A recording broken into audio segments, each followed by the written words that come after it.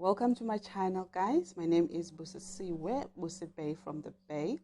If you've watched my first YouTube channel, I did say something happened to me and it pushed me towards starting my YouTube channel.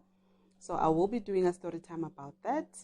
Please like, comment, and subscribe to my channel for more videos. Let me get right into it without wasting any time. So it was in 2018. I was at work. I somehow managed to convince my friend to working overtime with me.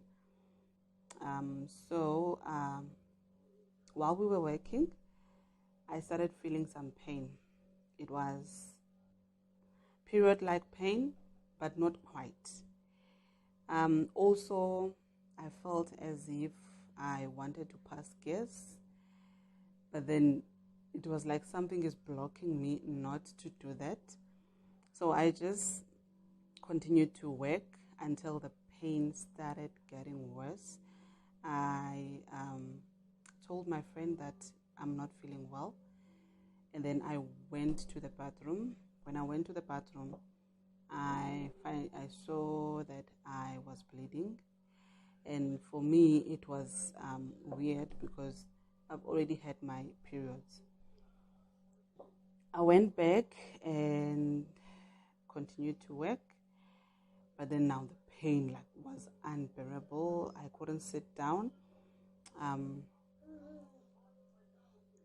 I eventually went to my team leader, told him that I'm not feeling well, and by that time my tears, I was just holding my tears.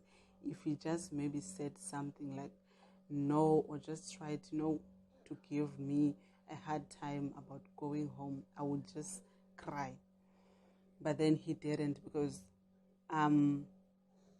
he knows me. I like to smile, I like to laugh, make noise and everything. So he saw that I was really not feeling well, and then he said I could go home. And then I went home. No, I didn't go home. I went. And then I decided that I'm going to go to the hospital. It's a daycare center. Only the maternity and the casual department was open at that time. So I went there. But when I got there, it was full. And I'm so impatient. So I decided that I'm going to a doctor. I didn't have enough money. I called my friend, told my friend, another one now, told her that I'm not feeling well, I need to go to the doctor. And then she said, okay, I'm going to get somebody that has a medical aid, and then you'll go using her medical aid. And then I went to the doctor.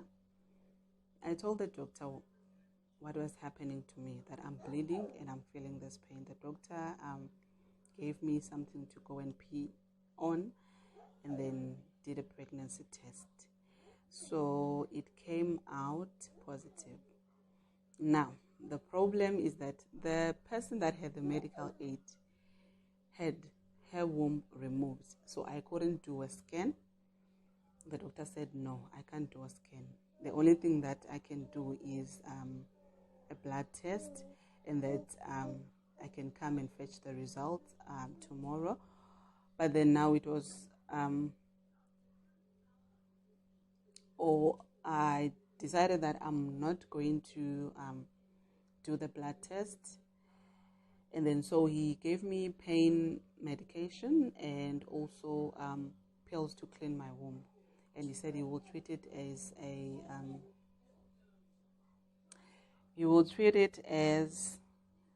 a miscarriage. So I went home. I drank the pain medication. I told myself I'm not going to drink the pills to clean my womb, because I still didn't know what was happening to me. I didn't do a scan. So I told myself that tomorrow I'm going to go to the hospital just to find out what is happening to me.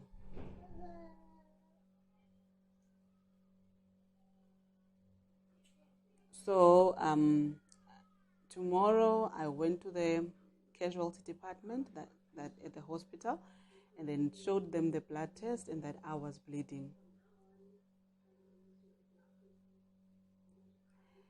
And then they opened a file for me and sent me to the gynecologist department.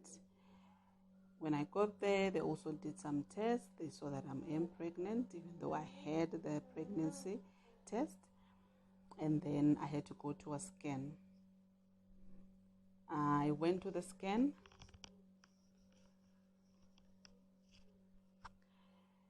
And they couldn't find the baby.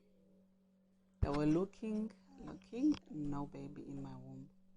So they did another scan where they will insert something inside and just to check where is the baby.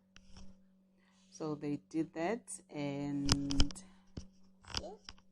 it was painful. Remember, I had a pain, and now they're inserting something. I remember I asked the doctor, is it going to be painful? And he's like, how do you think it's going to be? And then I decided, you know what, let me take it as it is. So they did that, and then told me that the baby was in my tube and that it had to be removed because I could die from the bleeding. Now everything just changed. Everything changed from there on. My heart started racing. I was so scared. And I was sick before, but never to a point where I had to be admitted to a hospital or to even have an operation. I was so scared. I even said, you know what? Like, I thought to myself, let me just go.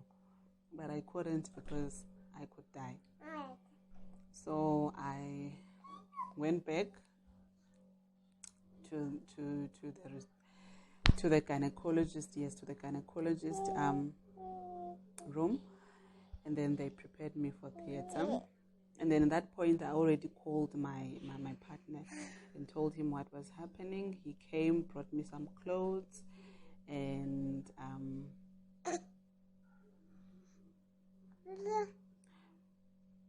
fruits and water to drink. And then he left. It's a public hospital, so he can be with me. It's not a private hospital. So he left. I was alone. They took me, they put the drip. I am so scared of needles. Having them to put my drip, I just had to hold my breath and take it as it is. So I did that. They put the drip, and then I waited because the theater was still full. And then eventually it was my turn. They came and took me. And then when I entered the theater, it was so... Can you believe it? She's doing number 2 right in my face. And she's... and she's also watching. Okay.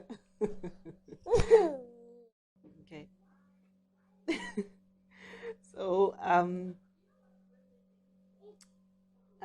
they took me to the theater room, and I met my doctor. It was a woman, and no, that didn't make it any easier. It didn't make it any easier. I was still scared. They told me what was going to happen, that even I will go to the recovery room and then after to the ward. So they did their thing, put the oxygen mask, and then Doma was sleeping. So I woke up. When I woke up, they were calling out my name, Busi, Busi, Busi, Busi. And then I woke up and I could feel that it was done. My stomach was so tight. I was happy that it was done because I was scared. And then they took me to the ward, met other ladies, and I just slept. I think I woke up, the nurse came, woke me up, and then she gave me some pain medication and the injection to stop the blood clot, and The next day, it was the same in the morning. The nurses came and told us to clean up. I couldn't get up. They brought a basin for me and then cleaned. And then I don't know whether she cleaned me or I cleaned myself. I don't remember. But I cleaned up, and then the doctors came just to see how is the wound. And it was fine, not bleeding too much. Everything was fine. So day 2, the same routine. Had to wake up, wash, and they will come and check up on you. They offered me counseling, and I said no. I was fine. I still had the other. I just told myself I still had the other tube, and I could still have kids. And then day 3, that's when I was discharged, and they came, check everything, and then I was discharged. I went home, recovered. I stayed at home for 2 weeks, and then after 2 weeks I went back to work. I was fine, and then I started to check, do some research, and I saw that this thing, it does actually happen. And that time I didn't know about it. And then when I went to take a results exam at the hospital, and they said I had a cyst. It was small, but I had a cyst. So that's what caused it.